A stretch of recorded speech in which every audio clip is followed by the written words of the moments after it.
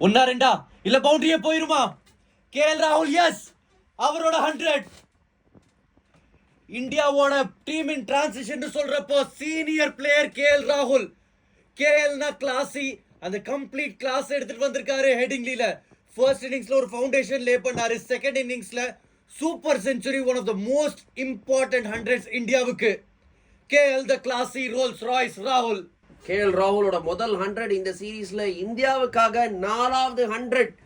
ஆனா இந்தியாவுக்காக இந்த 100 தாங்க மோஸ்ட் வேல்யூபிள். வேற லெவல் பேட்டிங். பொறுமையை காத்தவன் உலகாடுவான். பொறுமையை காத்து ஆடினார்.